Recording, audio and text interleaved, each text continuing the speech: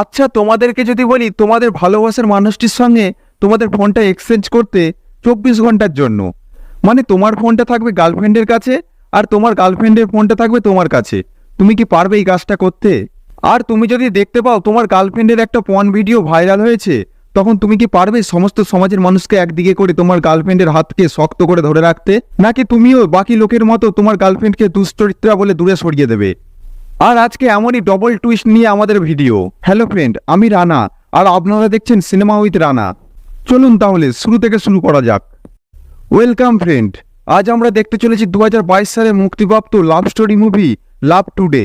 মুভির শুরুতেই একটা ছোট্ট বাচ্চাকে দেখি যে আমের আটি মাটিতে পুঁতছিল।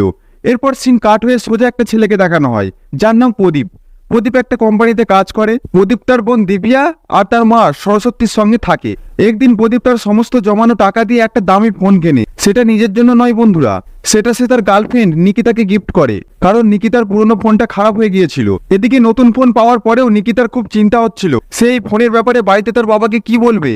এর পরের দিন সকালে দেখি নিকিতা তার বোন শ্বেতা তার বাবার কাছে আসে। এখানে আমরা জানতে পারি নিকিতার বাবা ভেনু শাস্ত্রী খুব রাগী একটা মানুষ। এছাড়াও তিনি একজন উকিল আর তিনি গানও খুব ভালোবাসেন। আর তার বাবার রাগী স্বভাবের জন্যই তারা দু বোন তার বাবাকে খুব ভয় পায়।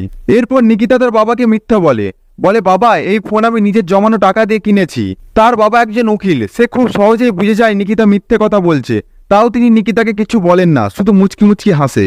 এরপর নিকিতা আর প্রদীপ আবার দুজনে দেখা করে। সেখানে নিকিতা তাকে একটা হাতের বালা গিফট করে আর বলে এটা সবসময় পড়ে থাকবে, তার ফলে আমার কথা তোমার সবসময় মনে পড়বে। এরপর সেখান থেকে বাড়ি ফিরে এসে প্রদীপ জানতে পারে তার বোন দিব্যার জন্য একটা ভালো সম্বন্ধ এসেছে, ছেলে ডাক্তার, আর দিব্যাও বিয়ে করার জন্য রাজি হয়ে গিয়েছে। এরপর প্রদীপ তার বোনকে বোঝায় কারো চাপে পড়ে বিয়ে করার কোনো দরকার নেই, আগে ছেলের ব্যাপারে সবকিছু জান, তারপর ঠিক কর বিয়ে করবি না। সেই দিন রাতে নিকিতা আর প্রদীপ আবার দেখা করে। সেখানে নিকিতা প্রদীপকে বলে আমার বোন শ্বেতাকে কেউ ইনস্টাগ্রামে খারাপ মেসেজ পাঠাচ্ছে, খুব বিরক্ত করছে। তখন প্রদীপ বলে তুমি তোমার বোনকে বলো অ্যাকাউন্টটাকে ব্লক করে দিতে আর নিজের অ্যাকাউন্টটাকে প্রাইভেট করে দিতে। এরপর প্রদীপ নিকিতাকে বলে আমার বোনের বিয়ের জন্য ছোট্ট একটা অনুষ্ঠান রাখা হয়েছে, তোমাকেও সেখানে আসতেই হবে। এর পরের দিন নিকিতা প্রদীপের কথায় তার একটা বন্ধু রবির সাথে প্রদীপের বাড়িতে আসে। সেখানে প্রদীপ নিকিতাকে তার ফ্যামিলির সঙ্গে পরিচয় করিয়ে দেয়।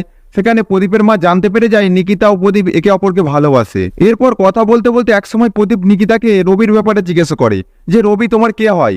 তখন নিকিতা বলে রবি আমার ভাইয়ের মতো, আমার বেস্ট ফ্রেন্ড। এরপর সিন কাট হয়।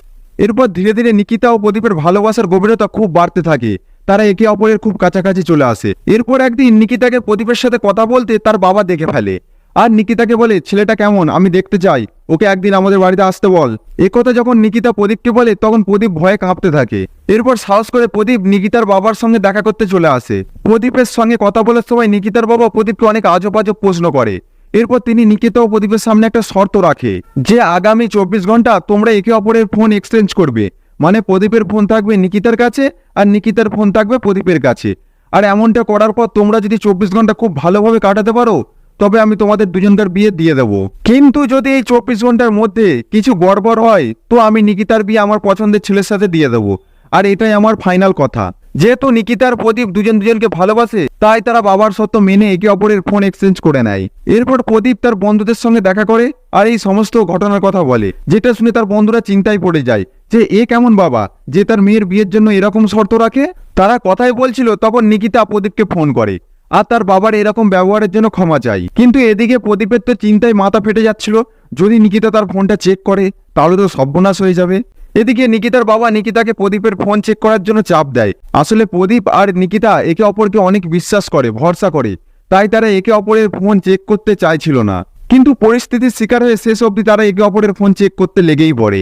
এরপর সিন কাট হয়ে মুভির শুরুতে দেখানো সেই বাচ্চা ছেলেটাকে আবার দেখানো হয়। সে তার মাটিতে পুঁতে রাখা আমের আটিটা বার করে আর সেটাকে দেখে, কিন্তু সেটার কোনো পরিবর্তন না দেখতে পেয়ে মন খারাপ করে আবার আমের আটিটি পুঁতে দেয়। এরপরের সিনে আমরা দিব্যা আর তার বান্ধবী পূজাকে কথা বলতে দেখি, যেখানে পূজা দিব্যাকে বলছে তুই কি করে এমন একটা ছেলেকে বিয়ে করতে পারিস, না সে দেখতে সুন্দর না সে কথাবার্তা ভালোভাবে বলতে পারে। আসলে দিব্যার যার সাথে বিয়ে ঠিক হয়েছে তার গায়ের রং কালো আর তাকে দেখতেও অতটা সুন্দর নয়। কিন্তু এরপর দিব্যা তার হববরের গুণের কথা বলে। দিব্যা বলে সে কথা গুছিয়ে বলতে না পারলেও কিন্তু সে আমার খুব যত্ন নেয়, আমার কথা শোনে, খুব সম্মান করে আমায়, আর তার ওপরেও আমার বিশ্বাস আছে, তাই আমি বিয়েতে রাজি হয়েছি। আর এদিকে প্রদীপ নিকিতার ফোনে এটা ওটা দেখতেই থাকে। তখন সে দেখতে পায় নিকিতা কিছুক্ষণ আগে রবির সঙ্গে হোয়াটসঅ্যাপে কথা বলছিল। তাদের সব কথাবার্তা চেক করার পর প্রদীপ জানতে পারে রবি একবার নিকিতাকে প্রপোজও করেছিল। এটা দেখার পর প্রদীপের খুব রাগ হয়, আর সে সরাসরি নিকিতাকে ফোন করে তাকে কথা শোনায়। কিন্তু নিকিতা ভুল মেনে নেওয়ার বদলে উল্টে প্রদীপকে বলে, নিশা নামের মেয়েটা কে, আর ওর সঙ্গে তোমার কি সম্পর্ক আছে, ও তোমাকে কেন বারবার মেসেজ করছে। আর হঠাৎ নিকিতার মুখে নিশার নাম শুনে প্রদীপ চুপ করে যায়। এরপর নিকিতা তখন প্রদীপকে খুব কথা শোনায়। তখন প্রদীপ বলে, আসলে নিশা আমার এক্স গার্লফ্রেন্ড ছিল। এটা শুনে নিকিতা রেগে গিয়ে ফোনটা কেটে দেয়। এর পরের দিন প্রদীপ যখন নিকিতার ফোন চেক করছিল, তখন সে জানতে পারে নিকিতারও একজন এক্স বয়ফ্রেন্ড আছে, যার নাম রকি। এমনকি নিকিতা একবার তার সাথে রাত্রে লং ড্রাইভেও গিয়েছিল। এবার প্রদীপ নিকিতাকে ফোন করে অনেক খারাপ খারাপ কথা বলে। তখন নিকিতা বলে, তুমি যেমনটা ভাবছো তেমনটা আমাদের মধ্যে কিচ্ছু হয়নি। কিন্তু প্রদীপ নিকিতার কোনো কথাই বিশ্বাস করে না। সে আরো নোংরা ভাষায় নিকিতার সাথে কথা বলে। তখন নিকিতা কান্না করতে থাকে। আর এবার প্রদীপ কল কেটে দেয়। দুজনকার এত ভালোবাসার সম্পর্ক শুধুমাত্র সন্দেহের কারণে নষ্ট হতে বসেছে। আর এর পরের দিন প্রদীপ নিকিতার বাড়িতে গিয়ে তার বাবার সঙ্গে দেখা করে, আর তার দেওয়া শর্তের সময়সীমাকে তার বোনের বিয়ে অবধি বাড়াতে বলে, যাতে সে নিকিতার অতীতের ব্যাপারে আরো বেশি জানতে পারে। প্রদীপকে এমন বলতে দেখে নিকিতা অনেক চিন্তায় পড়ে যায়। এসব দেখে নিকিতার বাবা নিকিতাকে বলে, তুমিও প্রদীপের ফোনের ব্যাকআপ আবার নতুন করে রিলোড করে নাও। এতে তুমি প্রদীপ অতীতে কার সাথে কি করেছে তা সহজেই জানতে পারবে। ভাবো বন্ধু, কার বাবা এমন হতে পারে। আর এটা শুনে প্রদীপও চিন্তায় পড়ে যায়, কারণ সে ভয়ের চোটে তার ফোনে সবকিছু আগেই ডিলিট করে দিয়েছিল। এরপর বিয়ের অনুষ্ঠানের সময় ডক্টর যোগীর ফোনে একটা কল আসে। তখন দিব্যা ফোনটা রিসিভ করতে যায়, আর তখনই সেখানে যোগী এসে তার হাত থেকে ফোনটা কেড়ে নেয়। আর দিব্যাকে বলে, কারো পার্সোনাল জিনিস হাত দিতে নেই, তুমি জানো না। ডক্টর যোগীর এরকম ব্যবহার দেখে এবার দিব্যার সন্দেহ হয় যে যোগী আমার হাত থেকে ফোনটা কেড়ে নিল কেন, কি এমন আছে ফোনে। তখন দিব্যার মনেও সন্দেহ তৈরি হয়। এরপর সে যোগীর ফোনটা যা হোক করে হাতে পাওয়ার ফোন দিয়ে আঁকতে থাকে।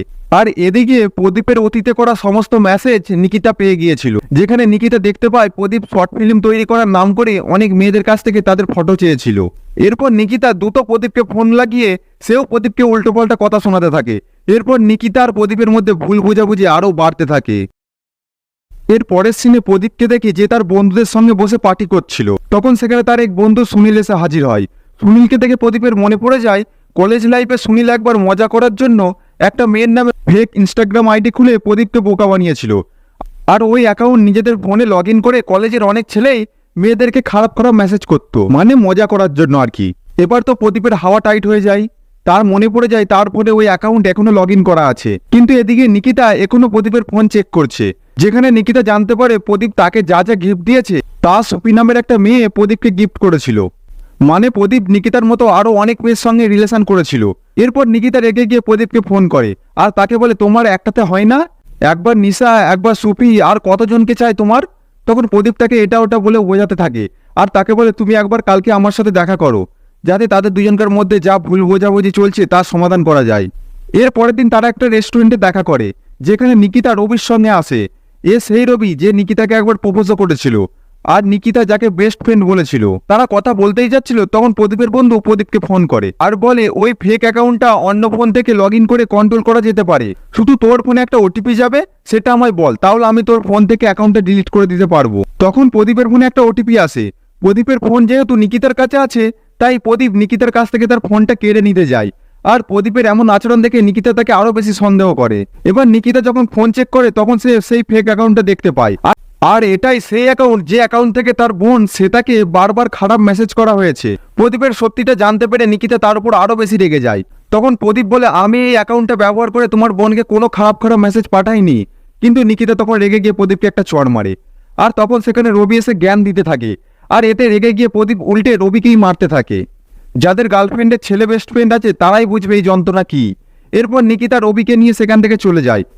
এবার রেস্টুরেন্টে অপমানিত হওয়ার পর প্রদীপ বন্ধুদের কাছে যায় আর বলে, তোদের মধ্যে কেউ নিকিতার বোনকে এই অ্যাকাউন্ট থেকে খারাপ খারাপ মেসেজ করেছিস, তোরা বেরিয়ে যায় এখান থেকে। এদিকে দিব্যা যোগীকে সন্দেহ করতে লেগেছে, এই জন্য তাদের মধ্যে কথা কাটাকাটি হয়। প্রদীপ তার বোনের কষ্ট থেকে যোগীর কাছ থেকে তার ফোনটা কেড়ে নিতে যায়। তখন প্রদীপের মা সেখানে এসে প্রদীপকে একটা চড় মারে আর বলে, এটা কিরকম ব্যবহার। আর প্রদীপ তখন রাগ করে বাইরে চলে যায় আর কাঁদতে থাকে। তখন প্রদীপের মা সেখানে এসে বলে, কি হয়েছে তোর, তুই কেন এমন করছিস। তখন প্রদীপ তার মাকে নিকিতা তার মধ্যে যা যা হয়েছে সব জানিয়ে দেয়। তখন তার মা প্রদীপকে বলে, দেখ বাবা, সব মেয়ের কাছে তার সম্মান অনেক দামি, আর রোজ তাকে কোনো না কোনো সমস্যা কাটিয়ে উঠতে হয়। আর তেমনি নিকিতাও একজন, তাকে না জানি কত ছেলে সোশ্যাল মিডিয়ায় মেসেজ করেছে আর ওর সঙ্গে কথা বলার চেষ্টা করেছে। আর নিকিতা যদি তাদের সঙ্গে কথা বলে, তারপরে এই নয় যে ও তোকে ঠকাচ্ছে। তোর নিকিতাকে সম্মান করা উচিত আর তোদের সম্পর্কের ওপর বিশ্বাস রাখা উচিত। এরপর প্রদীপ তার ভুলটা বুঝতে পারে। এরপর প্রদীপ আর দিব্যার হবু বর যোগী দুজনে কথা বলছিল। যোগী বলে, আমার সব বন্ধুরা আমার রং রূপ দেখে আমাকে নিয়ে মজা করে, হাসাহাসি করে, আর তাদের করা সমস্ত মেসেজ আমার ফোনের মধ্যেই আছে। আর আমি চাই না তোমার বোন এসব দেখে আমার সাথে বিয়েটা ভেঙে দিক। আর এ সমস্ত কথা প্রদীপের ফোনের সাহায্যে তার বোন শুনতে পাচ্ছিল। আর এসব কথা শোনার পর দিব্যার মনে যোগীর জন্য ভালোবাসা ও বিশ্বাস আরও বেড়ে যায়। আর তখন প্রদীপ তার বন্ধুদের সঙ্গে দেখা করে আর তার ব্যবহারের জন্য ক্ষমা চায়। আর তখনই মুভিতে আসে আসল টুইস্ট, যেখানে দেখতে পাই নিকিতার মতো দেখতে একটা মেয়ের গোপন ভিডিও ভাইরাল হয়ে গেছে। আর যেটা দেখার পর নিকিতার বাবা ভেনু শাস্ত্রী তো রেগে আগুন, সে নিকিতাকে মারধর করে। নিকিতা অনেক কষ্ট পায় এসব দেখে। এরপর নিকিতা মনের দুঃখে ঘর থেকে বাইরে বেরিয়ে যায়। নিকিতার ঘর থেকে বেরিয়ে যাওয়ার খবর তার বোন শ্বেতা প্রদীপকে জানিয়ে দেয়। আর প্রদীপ তখন নিকিতাকে খুঁজতে বেরিয়ে পড়ে। প্রদীপ নিকিতাকে খুঁজতে খুঁজতে একটা আম গাছের গোড়ায় এসে দাঁড়ায়, যেখানে সিন কাট হয়ে আমাদের সেই বাচ্চা ছেলেটাকে দেখানো হয়। আসলে সেই বাচ্চাটি আমের আঁটি মাটিতে পুঁতছিল আর পরের দিন এসে দেখছিল আম গাছ হয়েছে কিনা। তখন তার মা সেখানে আসে আর বাচ্চাটিকে বলে, তুমি যদি ধৈর্য ধরো, যত্ন নাও, বিশ্বাস করো, তাহলে একদিন আম গাছ অবশ্যই হবে। এখানে বাচ্চা ছেলেটার মাকে দেখে তোমরা তো বুঝতেই পারছো ছেলেটাকে। হ্যাঁ, এই ছেলেটাই আমাদের হিরো প্রদীপ। আর তার মায়ের কথা শুনে ধৈর্য আর বিশ্বাস আর যত্ন রাখার ফলে সেই আম গাছ এখন অনেক বড় হয়ে গিয়েছে। এবার নিকিতাকে খুঁজতে খুঁজতে প্রদীপ নিকিতার সেই প্রিয় জায়গায় এসে পৌঁছায়। সেখানে নিকিতা বসেছিল। তখন প্রদীপ নিকিতার পাশে গিয়ে বসে। প্রদীপকে দেখে নিকিতা আরও বেশি কান্না করে আর তার করা ভুলের জন্য ক্ষমা চায়। নিকিতাকে কাঁদতে দেখে প্রদীপও তার নিজের করা ভুলের জন্য ক্ষমা চায়। এরপর তারা নিজেদের মধ্যে ভুল বোঝাবুঝি সব শেষ করে নেয় আর দুজন দুজনকে জড়িয়ে ধরে। তখন আমরা দেখতে পাই প্রদীপের বন্ধুরা সেই ফেক ভিডিও ভাইরাল করা লোকটিকে ধরে ফেলেছে। সে আর কেউ নয়, নিকিতা যে অফিসে কাজ করে সেই অফিসের বস। সে অন্য কারোর ভিডিওতে নিকিতার ফেস বসিয়ে দিয়ে ভাইরাল করেছিল। আর এরপরে নিকিতার ইজ্জতের উপর সবাই আঙুল তুলেছিল। এরপর সেই দোষীকে পুলিশের হাতে তুলে দেওয়া হয়। এরপর সব ঠিক হয়ে যাওয়ার পর প্রদীপ নিকিতার বাড়িতে যায় তার বাবার সঙ্গে দেখা করতে। তখন তার বাবা তাদের দুজনকে বুঝিয়ে বলে, আমি তোমাদের ফোন এক্সচেঞ্জ এই জন্য করেছিলাম কারণ ভবিষ্যতে যদি তোমাদের মধ্যে ভুল বোঝাবুঝি হয় তখন তোমরা কিভাবে এর মোকাবিলা করবে সেটা দেখার জন্য। আর তোমরা এই পরীক্ষায় পাস করে গেছো। এরপর খুশি হয়ে ভেনু শাস্ত্রী তার মেয়ে নিকিতার বিয়ে প্রদীপের সঙ্গে দিতে রাজি হয়ে যায়। আর এর সঙ্গে তাদের জীবনের খুশি ফিরে আসে। কিন্তু মুভিতে একটা সাসপেন্স থেকেই যায় যে নিকিতার বোন শ্বেতাকে কে মেসেজ করতো। আর এখানে মুভিটি শেষ হয়ে যায়। তো বন্ধুরা, তোমরা কি পারতে তোমার ফোনটা ভালোবাসার মানুষের সঙ্গে এক্সচেঞ্জ করতে?